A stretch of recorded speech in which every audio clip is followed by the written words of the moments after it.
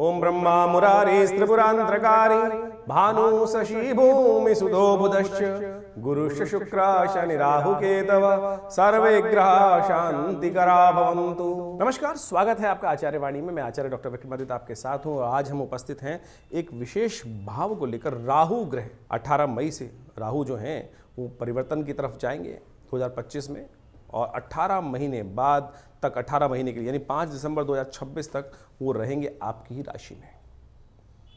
इससे पहले करीब 18 महीने पहले राहु ने परिवर्तन किया था, और राहु ने आपकी राशि के अनुसार से यदि हम बात करें तो द्वितीय भाव में चल रहे हैं इस वक्त राहु। अभी कुछ दिन बाद परिवर्तन करके, जैसे हमने कहा राहु का परिवर्तन का योग बनेगा, वो चले जाएंगे आपके लग्न में, आपकी राशि में, और वहाँ राहु जो प्रभाव होगा बड़ा विचित्र होगा।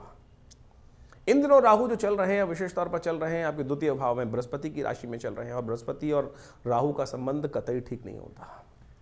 बृहस्पति और जो राहु है एक देवता है, जो बृहस्पति हैं देवता है, उनके घर में है, और वहाँ कौन विराजमान हो गए हैं? राहु जो स्वयं राक्षस हैं, स्वयं दैत्य योनि में उत्पन्न हुए, कश्यप गोत्र है उनका, और वो सिंघा के पुत्र माने जाते हैं, और वो उपस्थित हो गए। बड़े हठी हैं, चंचल हैं, और ऐसा प्रभाव उत्पन्न करने वाले भ्रमात्मक स्थिति उत्पन्न कर देते हैं।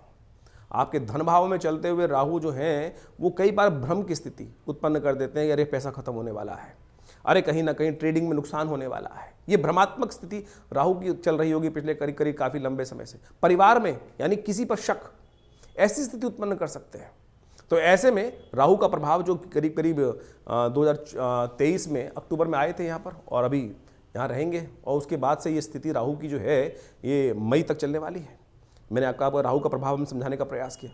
अब राहु जब बदलेंगे तो ये राहु को आप समझे, राहु को ठीक करने का भी उपाय आपको समझ में आना चाहिए। ये भ्रम वाली स्थिति जो है उससे बहुत जल्दी निजात मिलने की स्थिति बनेगी राहु से। कहाँ कहाँ किस तरह? ट्रेडिंग वाले काम, परिवार वाले काम में राहु लगातार कुछ ना कुछ नेगेटिव प्रभाव उत्पन्न करते दिखाई दे रहे हैं इस वक्त। और बहुत जल्दी राहु का जब परिवर्तन होगा तब आपके राहु की हमेशा चाल जो है, बाकी सब चाल तो सीधे चलते हैं, कभी कभी वक्री हो जाते हैं। बहुत सारे जो 7 ग्रहों में से विशेष तौर पर माने सूर्य तो हमेशा चलते हैं, चंद्रमा हमेशा सीधा चलते हैं, लेकिन 5 ग्रह जो हैं वो कभी सीधे कभी उल्टे चलते रहते हैं। लेकिन राहु जो है, केतु जो है, वो हमेशा उल्टे ही चल रहे हैं, छायात्मक ग्रह माना जाता है। और ऐसे में 18 मई 2025 को ये उल्टे चलते हुए आपकी राशि यानी कुंभ में, कुंभ किसकी राशि है? शनि की राशि है, और शनि और राहु एक जैसे ग्रह माने जाते हैं, सदृश एक ही है। यानी जिस प्रकार का सूर्य राहु है उसी प्रकार का शनि है। इस कलयुग में अपना प्रभाव उत्पन्न करने वाले हैं। एक तरह से सबसे ज़्यादा जो बैलेंस ग्रह राशि मानी जाती है राहु के लिए, वो वही माना जाती है, शनि की राशि। और ज्योतिष के दृष्टिकोण से देखें तो 11वें भाव नंबर जो है, पक्का भाव जिसको बोला जाता है बहुत सारी ज्योतिष गणनाओं के अनुसार से, वो राहु का इतना सुंदर प्रभाव है कि वहाँ राहु नेगेटिव प्रभाव करता है। तो यानी शनि के साथ एक बहुत आत्मीयता का संबंध है राहु का।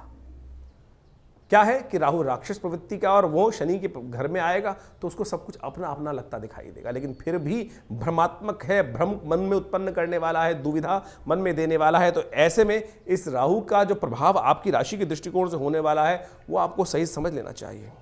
ये राहु विशेष तौर पर आपके व्यक्तित्व को बड़ा आकर्षक बना सकता है। राहु का प्रभाव है क्योंकि राहु क्या है?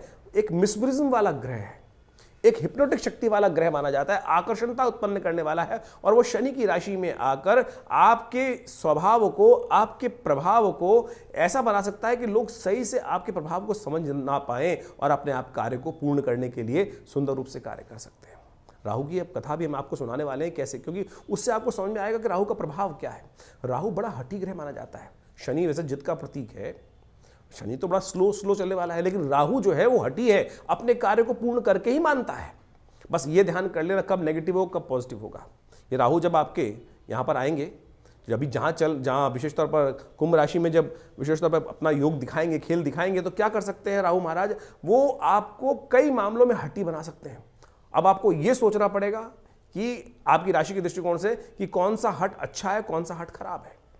कोई अच्छे कार्य करने के लिए हट किया जाए तो बड़ा अच्छा होता है, लेकिन नेगेटिव प्रभावों को करने के लिए, काम करने के लिए हट किया जाए तो वो अच्छा नहीं होता। वैवाहिक जीवन में कई प्रकार की समस्याएं देने का योग राहु डेफिनेटली बना सकता है, क्योंकि उस क्षेत्र में राहु का नेगेटिव प्रभाव होने के योग बनते दिखाई देते हैं। और साथ साथ राहु और शनि के भाव में आकर अब अपने ही घर में है तो क्या कर सकता है? साहस। आप व्यक्ति जो अपने घर में आता है ना, अच्छे घर में आता है, तो वो अपने साहस ही बहुत अच्छा बना देता है। और साथ साथ महत्वाकांक्षा उत्पन्न करने की, बड़ी बड़ी चीज़ों को करने के लिए महत्वाकांक्षा। राहु बड़ा महत्वाकांक्षी ग्रह है। इसको कथा भी अभी हम आपको समझाने वाले हैं कि वो जिद पूर्वक देवताओं की पंक्ति में जाकर बैठ गया था लाभ लेने के लिए। तो ऐसे में राहु जो है वो बड़े महत्वाकांक्षी भाव को आपके मनोमस्तिष्क में उत्पन्न करने के योग दे सकते हैं। तो ऐसे में राहु को बड़े बैलेंस होकर आपको समझने की जरूरत है। राहु की दृष्टि जो है वो कई प्रकार से कही गई है। कई ज्योतिषियों का मानना है कि राहु की दृष्टि जो होती है वो पंचम भी होती है, नवम भी होती है और साथ में सप्तम तो होती ही है। तो ऐसे में राहु का एक दृष्टि जो है आपके भाग्य पर भी पड़ती दिखाई दे रही है और वो आपको धर्म से विमुख कर सकता है। ध्यान रख लीजिएगा, अगर राहु ने धर्म के भाव व भाग्य के भाव पर दृष्टि डाली और आप धर्म से विमुख हुए तो डेफिनेटली मान लीजिएगा आपके बहुत सारे कार्यों में नेगेटिव प्रभाव, जिद नेगेटिव रूप से परेशान करने के योग बना सकती है, बुद्धि को भ्रमात्मक भी कर सकता है। अब आपको आवश्यकता है बुद्धि को सही रूप से चलाने की। ऐसे में सबसे बड़ी आवश्यकता, कुछ बहुत सारे उपाय शास्त्र में बताए गए हैं, उनको आप सही रूप से करने का प्रयास करेंगे तो बहुत सारी चीज़ों को ठीक करने के रास्ते आप स्वयं बना सकते हैं। कालगणना के अनुसार से हमारे पुराणों इत्यादियों में बहुत सारी कथाएं इंगित की गई हैं। राहु, जैसा हमने आपको बताया, एक बड़ा हठी ग्रह है। आपको इसकी पुरानी कथा तो समझ में आती होगी, बहुत सारे लोगों को शायद ज्ञान नहीं है, उसके संबंध में समझ लीजिए कि राहु का प्रभाव हठी क्यों है। कहा जाता है संसार के अंदर विशेष तौर पर समय समय पर विभिन्न घटनाएं घटी। एक बार संसार में समस्त कहा जाता है कि देवताओं और दैत्यों ने मिलकर सोचा कि अब संसार में बहुत सारी निधि की समाप्ति हो गई है, बहुत सारे चीज़ें कम हो गई हैं, निधि समाप्त हो गई थी संसार से। महालक्ष्मी जो है वो सागर में विराजमान हो गई थी और पूरे संसार से ऐश्वर्य, समृद्धि इत्यादि धीरे धीरे क्षय हो गई थी। तो कहा जाता है कि आवश्यकता आविष्कार की जननी है। जिस प्रकार से तो देवताओं ने और दैत्यों ने मिलकर कुछ विचार किया, क्यों ना शोध किया जाए, मंथन किया जाए। तो उन्होंने सागर मंथन करने के लिए सुंदर व्यवस्था बनाई। जब सागर मंथन किया, उसमें से विभिन्न विभिन्न रत्न, 14 रत्न जिनके बारे में कहा जाता है, वो उपस्थित हुए। महालक्ष्मी उपस्थित हुई, चंद्रमा उपस्थित हुए, ऐरावत हाथी उपस्थित हुआ, उच्चश्रवा घोड़ा उपस्थित हुआ, काल जो जहर था वो उपस्थित हुआ और साथ साथ अमृत भी उपस्थित हुआ।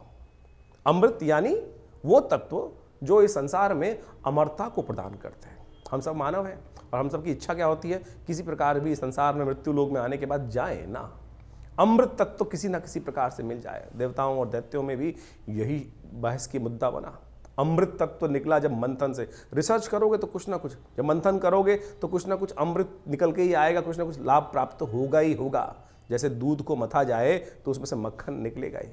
हर एक की इच्छा होती है मक्खन को किसी प्रकार से उपयोग किया जाए, लेकिन जो ग्वाला होता है उसको निकाल कर बेच देता है, पैसा कमा लेता है उससे।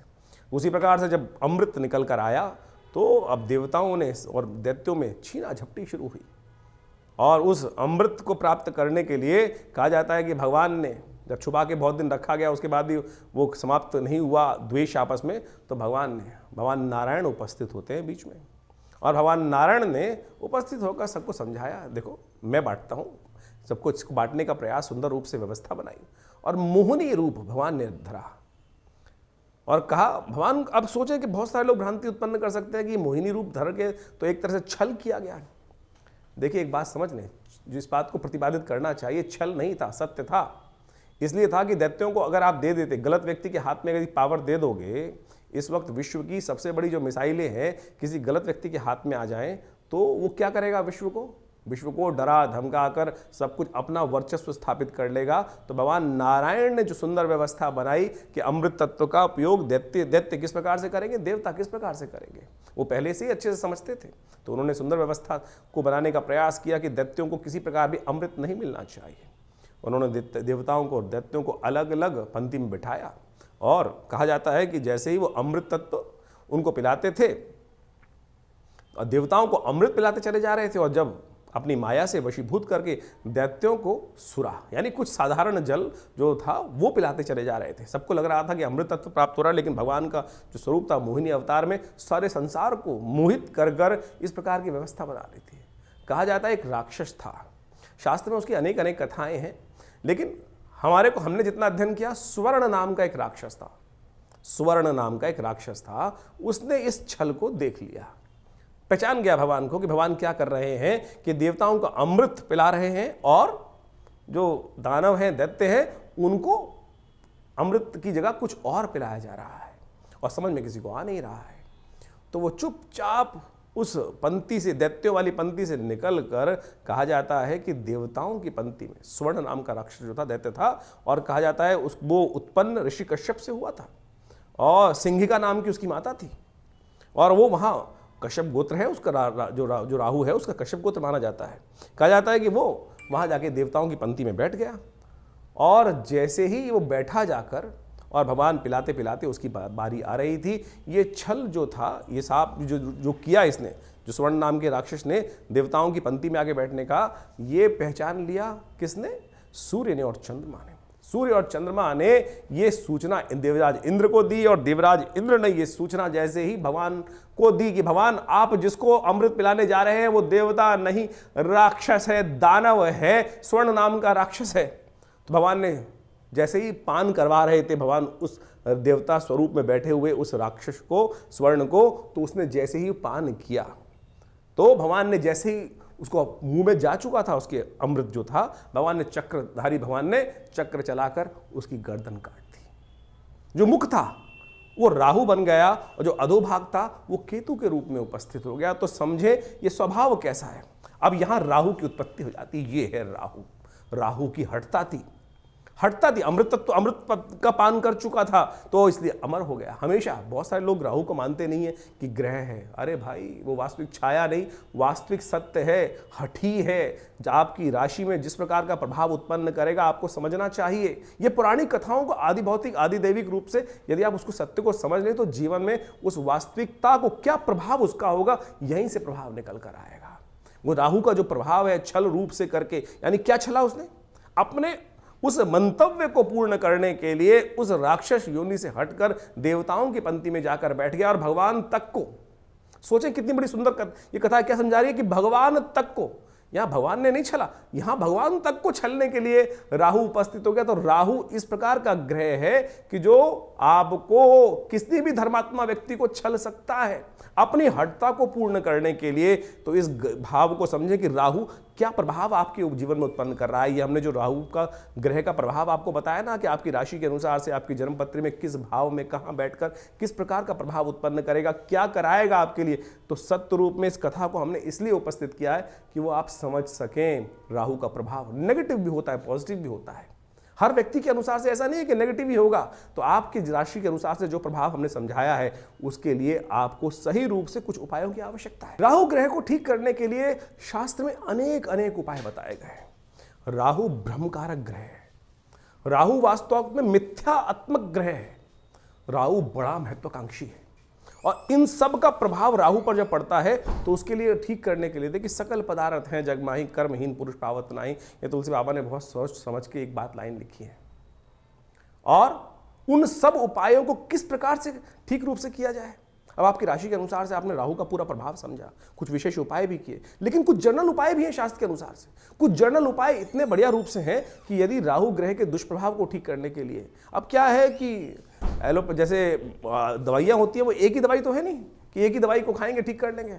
अब हर भ्रांति के व्यक्ति को ठीक करने के लिए 5 उंगलियां बराबर नहीं है, अरबों लोग हैं और अरबों लोगों के हिसाब से अनेक अनेक उपाय। किसकी भ्रांति, किसी की दीक्षा, किसी का मंत्र में इच्छा ना हो तो राहु का उपाय कैसे करेगा, किसी की किसी और चीज में इच्छा ना हो तो वो कैसे राहु का उपाय ठीक करेगा। तो हम अनेक उपाय आपके समक्ष उपस्थित कर रहे हैं। देखिए, वैसे तो सबसे श्रेष्ठ जो है वो जो उपाय है राहु के, वो तो मंत्र, दान और साथ में औषधि विज्ञान के अनुसार से जो उपाय बनते हैं वही बनाने चाहिए। 3 तरह के उपाय शास्त्र में सुंदर रूप से प्रमाणित जो बताए गए हैं, 3 कैटेगरी के उपाय, वो है सबसे पहला मंत्र, फिर दान और उसके बाद औषधि। प्रकृति से जो औषधि उत्पन्न होती हैं वो सब राहु के नेगेटिव प्रभाव को ठीक करने के लिए बहुत अद्भुत कार्य करती हैं।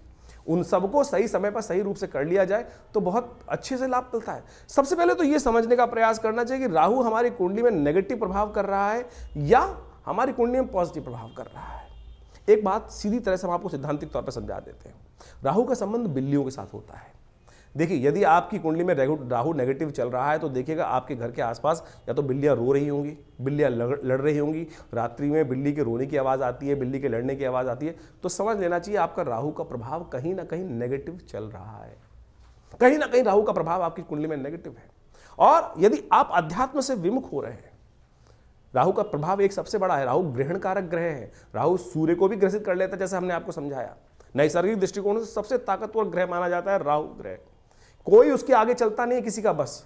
यानी सबसे ज्यादा प्रभाव क्या होता है? सूर्य का ग्रह का प्रभाव होता है। सूर्य किसी हर ग्रह को अस्त कर सकते हैं, लेकिन राहु जिसको छायात्मक ग्रह रूप में माना जाता है, कई लोग तो मानते भी नहीं है। बहुत सारे लोग ये भ्रांति उत्पन्न करते हैं राहु ग्रह थोड़ी है, छाया है वो तो। अरे भैया, राहु का प्रभाव नैसर्गिक दृष्टिकोण से यदि आप पढ़ोगे, ज्योतिष की गणनाएं सीखोगे, तो सबसे ज्यादा नैसर्गिक दृष्टिकोण से बलशाली ग्रह जो है वो राहु ही माना जाता है। और कहा जाता है, जिस प्रकार समझें कि राहु सूर्य को भी ग्रसित कर लेता है। अभी हमने आपके समक्ष जो कथा उपस्थित करी, सूर्य राहु, जो राहु है वो सूर्य और चंद्र, क्योंकि उनकी आपस में परम शत्रुता है। राहु के 3 शत्रु माने जाते हैं वैसे तो। जी हाँ, राहु के 3 शत्रु माने जाते हैं, सूर्य, चंद्र और केतु भी, क्योंकि बिल्कुल उल्टा प्रभाव है। राहु के बिल्कुल स्वभाव से उल्टा प्रभाव है केतु की। हम कभी गणना करेंगे, बताएंगे आपको। लेकिन इस वक्त समझे कि जब राहु जो है सूर्य को ग्रसित कर लेता है, ग्रहण लगा देता है। जो सूर्य सबको अस्त करता है उसको अस्त कर देता है, फिर चंद्र ग्रहण लगा देता है, तो सबसे ज्यादा बलशाली ग्रह माना जाता है। तो इसका प्रभाव बिल्कुल अवश्य होता है हर व्यक्ति के ऊपर। तो इसके प्रभाव को ऐसा हल्का नहीं समझना चाहिए। तो इस प्रकार से बहुत सारे उपाय शास्त्र में वर्णित हैं, उनको हम आपके समक्ष रखने का प्रयास करते हैं। उनमें से अनेक उपाय शास्त्र के अनुसार से कर सकते हैं। अब ये बात समझे कि जो किस प्रकार से कब किया जाए उपाय। देखिए, हर ग्रह का समय है, हर ग्रह की एक दिन माना जाता है। जैसे सूर्य का सूर्यवार संडे है, सूर्य रविवार उसको बोला जाता है, चंद्रमा का सोमवार है, मंगल का मंगलवार है। इसी प्रकार से अब राहु और केतु का कोई ग्रह तो है नहीं, कोई समय तो है, कोई दिन तो है नहीं। लेकिन राहु का जो समय है वो है प्रदोष काल, सायंकाल। जो प्रदोष काल है, सूर्य अस्त जब हो जाते हैं, अंधेरा नहीं होता है, जो वो करीब करीब 2 घड़ी का आसपास का समय, 45 मिनट के आसपास का समय, वो राहु का वास्तविक समय माना जाता है, जिसको पक्की शाम बोला जाता है। तो ऐसा समय जो है वही प्रदोष काल है। इसलिए संबंध किससे निकला? शिव के साथ संबंध निकला। प्रदोष काल जो है सबसे श्रेष्ठ माना जाता है शिव के लिए, समस्त दोषों से रहित काल माना जाता है। और ऐसे में शिव के की आराधना, समस्त प्रकार के दोष जो है ना, ग्रहों के प्रभाव जो है, वो त्रिपुरारी हर सकते हैं। तुलसी बाबा ने कहा है ना कि जो त्रिपुरारी हैं वही हमारे जो जीवन को शुभ कर सकते हैं, समस्त दोषों को हर सकते हैं। त्रिपुरारी भगवान शंकर जो हैं वही समस्त दोषों को हर सकते हैं। तो भगवान शंकर की समस्त प्रकार की आराधनाएं जो हैं वो राहु के नेगेटिव प्रभाव को दूर करती हैं। तो शाम के समय भगवान शिव का सुंदर रूप से अभिषेक करना, दूध से करना, जल से करना, घी से करना, शहद से करना, ओम नमः शिवाय का जप करना, बेलपत्र अर्पित करना, रुद्राभिषेक करना। उपयुक्त ब्राह्मणों के द्वारा जब राहु का नेगेटिव प्रभाव चल रहा हो तो क्या कर लें? सबसे पहले रुद्राभिषेक कर लें भगवान का। ये बड़े सुंदर रूप से कार्य कर सकता है। और साथ साथ क्या करें? ओम ओम भ्रांग भ्रींग भ्रौंग, जैसा हमने आपको बताया अभी कुछ देर पहले, ओम भ्रांग भ्रींग भ्रौंग से राहवे नमः। ये राहु का बहुत अच्छा मंत्र है, इसका जप कर लिया कीजिए। एक और राहु का उपाय प्रभाव बताए। राहु का मंत्र जप जो करें रुद्राक्ष की माला से कर सकते हैं, वो कोई दिक्कत नहीं है, लेकिन बड़े शुद्ध रूप से करें। बड़ा सीधा साधा मंत्र है, ओम भ्रांग भ्रींग भ्रौंग से राहवे नमः। एक काम और कर सकते हैं, जो पूजा वाले नारियल होते हैं ना, जब राहु का नेगेटिव प्रभाव किसी प्रकार भी ठीक ना हो रहा हो, तो एक काले कपड़े में शनिवार के दिन रात्रि के समय शाम को जब सोए तो अपने सिराने 4 पूजा वाले नारियल काले कपड़े में लपेट के रख लें और सुबह किसी चलते पानी में उसको प्रवाहित कर दिया करें। ये राहु का बहुत अच्छा नेगेटिव प्रभाव को दूर करने के लिए अद्भुत उपाय है। और साथ साथ एक उपाय और हम बताने का प्रयास करें। मां दुर्गा की सुंदर आराधना भी राहु के नेगेटिव प्रभाव को ठीक करती है। एक बात और समझ लें, किसी प्रकार का तामसिक आहार, किसी प्रकार का गलत भावों में जाना, ये राहु के नेगेटिव प्रभाव को और बढ़ा देगा। राहु किसका प्रतीक है? अभी हमने आपको कथा समझाई, राहु जिद का प्रतीक है। अभी आपके मनोभाव में यदि जिद आ रही है तो यानी वो समझ लीजिए राहु नेगेटिव प्रभाव उत्पन्न कर रहा है। इतना हटी कि जाकर भगवान के उस छल को पहचानने के बाद उस भी अपनी हटता पे अड़ा रहा। देखिए सामने किससे लड़ने जा रहा था? एक साधारण राक्षस भगवान नारायण से लड़ने के लिए उपस्थित हो गया और उनके विमुख जाकर यानी अपनी हटता, अपने मंतव्य को पूर्ण करने के लिए इतना हटी राहु ग्रह है कि जाकर वहां बैठ जाता है। उसको पता था मेरा क्षय होना निश्चित है, लेकिन फिर भी दाव खेल जाता है। तो ऐसा हटी राहु ग्रह है, उसको ठीक करने के लिए गोमेद रत्न बड़ा अच्छा है। 8 रत्ती का गोमेद आप धारण कर सकते हैं, लेकिन शुद्ध रूप से मिल जाए। तो आज की तारीख में तो रत्नों का ऐसा हिसाब किताब हो गया है कि वो लैब में बनाकर लोग बेच देते हैं, फिर वो कल्चर्ड है तो क्या उत्पन्न करेंगे। इसके साथ साथ आप राहु का जो प्रभाव है वो भी उसको ठीक करने के लिए कार्य कर सकते हैं। आप एक काम कर सकते हैं, कोयला लेकर यदि शाम के समय चलते पानी में उसको प्रवाहित कर दीजिए।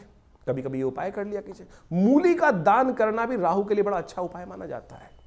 एक उपाय और बताएं आपको हम, बड़ा सुंदर उपाय है। देखिए राहु जो प्रभाव है ना, वो भ्रम का प्रभाव है।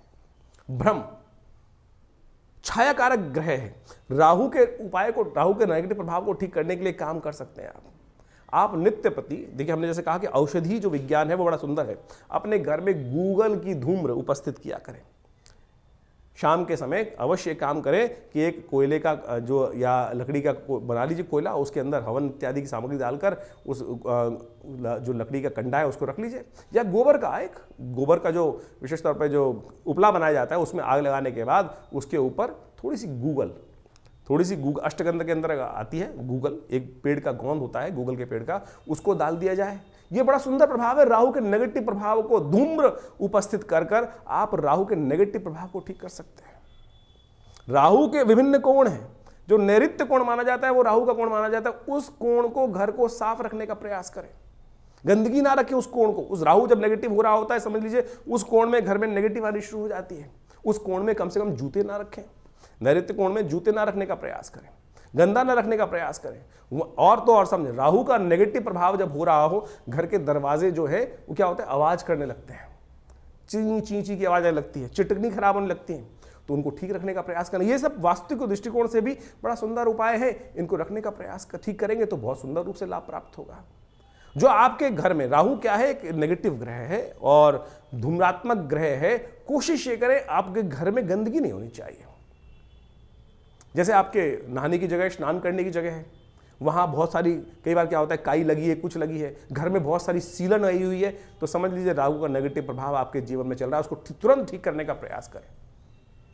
फटी हुई चप्पल पहन रखी है, ये राहु का नेगेटिव प्रभाव है। और अब क्या होता है कि व्यक्ति चलाए चले जाते, दरिद्रता को पाल के रखते हैं। तो ऐसे में उनको ठीक करने का आपको प्रयास कर लेना चाहिए। यदि इन सब चीज़ों को, हमने जो उपाय बताए, उनको आप कर लें। राहु का यंत्र अपने आप में बहुत जबरदस्त चीज़ है। राहु के मंत्र से करीब 18,000 मंत्र को जप करके ओम भ्रांग भ्रींग भ्रौंग से राहवे नमः, इस मंत्र से सिद्ध करा हुआ राहु का यंत्र आप स्थापित कर सकते हैं। ये 1.5 साल तक बिल्कुल रूप घर में रखें। उसका नेगेटिव प्रभाव यदि सही रूप से जप हुआ है। बहुत सारे लोग तो जप ही नहीं करते हैं, केवल लिया और आज की तारीख में बाजार में जितने मिल रहे हैं राहु के यंत्र के रूप में उपस्थित किया गया, वो केवल आकृति नहीं है। उसको जो जैसे आप मान के चले मूर्ति प्रतिष्ठा की जाती है मंदिर के अंदर, तो मूर्ति को प्रतिष्ठा करने के लिए एक पूरा विज्ञान है। उसके अनुसार से पूजा पाठ कर 10-12 दिन तक उसकी व्यवस्था की जाती है, तब प्रतिष्ठित होती है। उसी प्रकार से यंत्र भी प्रतिष्ठा करने की सुंदर व्यवस्था बनाई गई है शास्त्रों के अनुसार से, तब तो वो जागृत हुआ। नहीं तो केवल वो आकृति है, नहीं तो केवल वो कागज का टुकड़ा है या जिस पे भी बना हुआ है उसका टुकड़ा है। यदि सिद्ध राहु के यंत्र को स्थापित कर आप चांदी के पत्रे पर लगा रहे, अपने घर के द्वार पर लगवा दें, तो राहु के नेगेटिव प्रभाव को ठीक करने के लिए बहुत सुंदर रूप से कष्ट का निवारण करने का योग बन जाता है। तो ये छोटे छोटे उपाय हम आपको बताने का प्रयास कर रहे हैं। एक काम और कर सकते हैं आप, तांबे के लोटे में जल रखकर रात्रि में रखिए और सुबह सुबह उसको किसी कटीले वृक्ष में डाल दिया करें। ये राहु के नेगेटिव प्रभाव को दूर करने के लिए सबसे अच्छा उपाय माना जाता है। वट वृक्ष का संबंध राहु के साथ भी माना जाता है।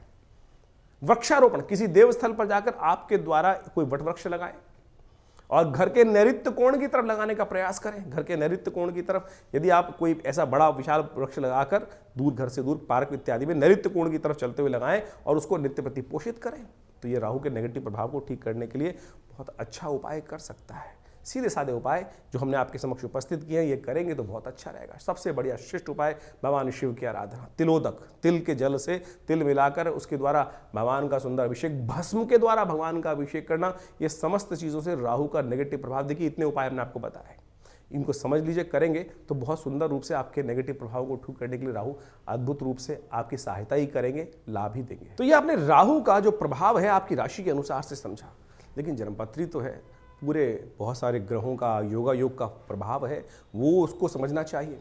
लेकिन एक स्पेसिफिकली ग्रह भी परिवर्तन कर जीवन में वारे न्यारे कर सकता है, इस बात को हमको समझना चाहिए। जन्मपत्री जो है बहुत ही वृहद वर्णन है ज्योतिष का, और उनमें अनेक योग आपकी जन्मपत्री में बने होते हैं, और जिनको विभिन्न शास्त्रों में, पाराशर, जैमिन इत्यादि विभिन्न ऋषियों ने, विभिन्न संतों ने समय समय पर ज्योतिष के जो प्रकांड पंडित थे उन्होंने उपस्थित किया है। और उन सब ग्रहों की स्थिति को समझकर, यदि उन ग्रहों की स्थिति को समझें और उनका प्रभाव समझें और उसका प्रभाव हमारे पर किस प्रकार का होने वाला है, हम जिस वक्त जन्म लिए हैं, हमारे जन्मपत्री में जो ग्रहों का प्रभाव है वो किस प्रकार का है, यदि उसको सही समय पर समझ लिया जाए तो आने वाले समय को सही से समझकर जीवन के बहुत सारे कष्टों को दूर कर सकते हैं। कई बार क्या होता है कि जब भाग्य में बहुत कुछ कष्ट लिखा होता है तो हम सही जगह पहुंच नहीं पाते हैं। इसलिए भाग्य को, ज्योतिष विज्ञान जो है, ज्योतिष को विज्ञान कहा जाता है।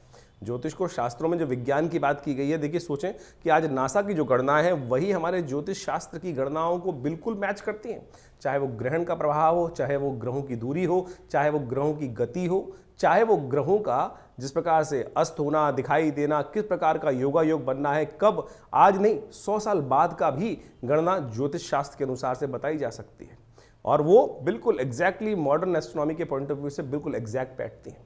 तो आप इस बात को सत्य रूप में समझ लें कि ज्योतिष के प्रकांड पंडित जिन्होंने इस संपूर्ण ज्योतिष विज्ञान की संरचना अनादिकाल से करी, अनादिकाल से, कोई इसको गणना की जाए कि 100 साल 500 साल पहले 1000 साल पहले या 2000 साल पहले, नहीं, अनादिकाल से भारत के अंदर वेद विज्ञान के अनुसार से जो सृष्टि संवत लिखा गया वो करोड़ों में है।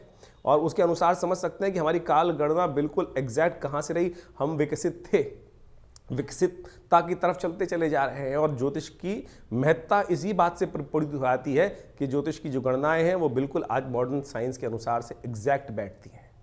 तो इस बात को हमें ज्योतिष विज्ञान को समझना चाहिए और ग्रहों की गणना के अनुसार से चीज़ों को समझते हुए कार्य कर लेते हैं। बहुत सारे लोग विडंबनाएं मन में उत्पन्न कर सकते हैं कि सब बकवास है, कुछ नहीं है, क्या नहीं है। ऐसे तो मॉडर्न जो हेल्थ पॉइंट ऑफ व्यू से जो मॉडर्न विज्ञान है उसके अनुसार भी बहुत सारी चीज़ जंजाल बन जाती हैं।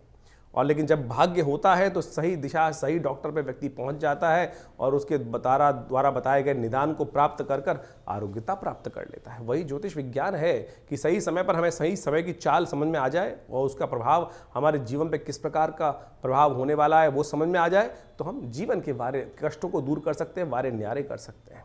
तो इसलिए अपनी जन्मपत्री को समय समय पर दिखाते रहना चाहिए। ये जो हम लगातार संवाद आपके समक्ष अपने चैनल के माध्यम से उपस्थित करते रहते हैं, बताते रहते हैं ग्रह गणनाओं के बारे में। अब देखिए यहाँ पर तो राशि के अनुसार ही बताना पड़ेगा, यहाँ तो ग्रहों की चाल के अनुसार ही बताना पड़ेगा। क्यों? क्योंकि अरबों लोग हैं संसार के अंदर, हर एक का भाग्य अलग है। बिल्कुल जो आपके मन में प्रश्न उठ रहा है कि हम जो ज्योतिष की राशि के अनुसार से बात करते हैं तो 12 राशियों में पूरे संसार को नहीं बांट सकते, बिल्कुल सही बात है कि उसको, लेकिन आउटर पेरिफेरियल तो सेट कर सकते हैं। क्या योगा योग है, उस योग के अनुसार से समझ तो आ सकती हैं चीज़ें, लेकिन आपकी जन्मपत्री में किस प्रकार का योग कैसा बनने वाला है, कब बनने वाला है, उसको क्या निदान किया जाए, उसके लिए आवश्यकता है कि जो पर्सनल जो कंसल्टेशंस होती हैं, जन्मपत्री में विचार विमर्श किया जाए, वो समय समय पर परिवर्तन होता रहता है। और उसके लिए आप समझें, जानें, और उसके लिए पर्सनली आप आश्रम पर आ भी सकते हैं, संपर्क साध सकते हैं। यह आश्रम जमुनापार दिल्ली में स्थित है, विवेकानंद योगाश्रम। और यहाँ पिछले करीब 60-70 सालों से विभिन्न पराविद्याओं पर शोध चलता है। आचार्य श्री केशव देव जी महाराज के सानिध्य में रहकर हमको ये सुख प्राप्त हुआ कि जिसके द्वारा हमने इस ज्योतिष विज्ञान को उनसे बाल्यकाल से ही सीखा, समझा और उन विवेचनाओं को उपस्थित किया, बहुत सारे शोध किए, बहुत सारे मंत्रों का उपचार किया, बहुत सारे यज्ञ इत्यादि आज भी उसी रूप में चलते हैं। नित्य प्रति 8 घंटे यज्ञ चलता है विवेकानंद योगाश्रम में, जो आचार्य श्री केशव देव जी महाराज के द्वारा स्थापित किया गया। आप भी उस यज्ञ में समय समय पर जो कार्यक्रम होते हैं उसमें आके स्थित हो सकते हैं। विभिन्न ग्रहों के उपचार किए जा सकते हैं। विभिन्न ग्रहों की जो समस्याएं हैं उनके निदान जो है ना वो अनेक रूप से बताए गए हैं। सबसे बढ़िया मंत्र जप, यज्ञ, यंत्र, दान इत्यादि बताए गए हैं। औषधि के अनुसार से बहुत सारे उपाय बताए गए हैं। उन सबको हम समय समय पर आपके समक्ष उपस्थित करते रहते हैं।